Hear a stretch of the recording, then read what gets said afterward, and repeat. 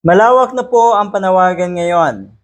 Hindi lang basta-bastang panawagan or campaign for the Vice President to step down. Wala tayong ganun eh. Sara resign. Ngayon po, ang pinupunto, ang tinutumbok ng mga kababayan natin ay ipa-impeach etong si Sara Duterte. Meron tayong narinig na isang attorney online. At yun nga, meron talagang grounds para ma-impeach etong si Sara Duterte. Mukhang magiging madali ito para sa Kongreso at Senado. Good luck. 'Di ba? Pero wag ka. Ito ngayon ang inangalngal na itong mga alipores ni Digong at ni Sara Duterte, katulad po ni Harry Roque. Ang sabi niya kasi, bakit daw masyadong nagmamadali na tanggalin si VP Sara? Yon. Ganito ang sistema na itong mga ito. Ano yung gawain nilang masama ay ipapasa sa iba. Yung hangarin nila na kademonyuhan ay ipapasa sa iba. Yung kanilang layunin para sa ating bansa na puro kasamaan ay ipapasa rin sa iba. Ganyan po ang nangyayari. Ganyan po ang patakaran nitong mga diehard na ito. Masyado daw nagmamadali. Hindi po nagmamadali. Kasi dadaanin po yan sa proseso. At sigurado kayo, sigurado tayo, na kayo ay magugulantang. Pagising nyo, isang umaga, hindi na po Vice President si Sara Duterte. At pagising nyo naman sa susunod na umaga, sad-sad na lalo po ang survey na itong si Sara Duterte. Nakakalungkot, pero totoo yan. Ang dami nyo ng pinagdaanang kabulastugan, ang dami nyo ng pinagdaanang kasinungalingan kayong mga diehard, pero ito pa rin ang kinalabasan nyo. Ang ibig lang sabihin nito, hindi po talaga nananalo ang kasamaan. Ang katotohanan ang laging namamayagpag. Yon, sino ba talaga ang gusto daw na pumalit? O, sabihin na natin, meron ba? Meron bang gustong pumalit sa Vice President? Mukhang wala. Sa puntong ito, wala tayong naiisip, ay gusto kong maging Vice President.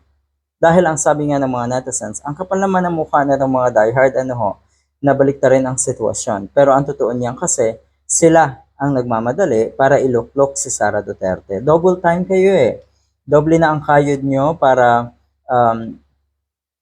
galitin ang sambayanan. Para kung magalit ang ating mga kababayan sa nasa Malacanang at mag people power na nga. Para matanggal si PBBM at ipalit si Sara Duterte. Maliwanag na kayo po ang nagmamadali sa pwesto. Sabi ng mga netizens, sabi ng isa, sino kaya ang nagmamadali? Gayong pinagre-resign ni Baste si Marcos. Pag mag-people power na kayong mga DDS at iilang sasama sa inyo kasi pro-China kayo. Siyempre, lalo kayong galit ngayon dahil nabisto yung mga gawain ng mga Chinese pogo na mga kaalyado nyo. Inuulan na kayo ng mga kaso, abusado, kasi kayo, noong kayo ay nasa pwesto. May punto, nababasa ko yung mga reaction at komento ng mga ordinaryong kababayan natin. Pero napakamakabuluhan. So, ibig sabihin, alam nila ang totoong nangyayari, alam nila ang mga taong dapat sisihin kung meron tayong kung meron man ng mga kapalpakan at kamalian ang ating gobyerno. At yun po talaga ay masisisi sa mga ganitong klaseng paninira, sa mga ganitong klaseng ambisyon, 'di ba? Ay kung sana naandyan pa ang unity team, kuno ninyo, at totoong at talagang ang layunin ay para mapabuti ang ating bansa. Abay, sasang-ayunan kayo ng mga kakamping. Walang problema dyan. Yan. Ay tanga po kayo. Sino naman may gustong papalit? Wala naman, kundi kayong mga tropa ng kadiliman. Gusto nyo kasing agawin ang pwesto ni PBBM.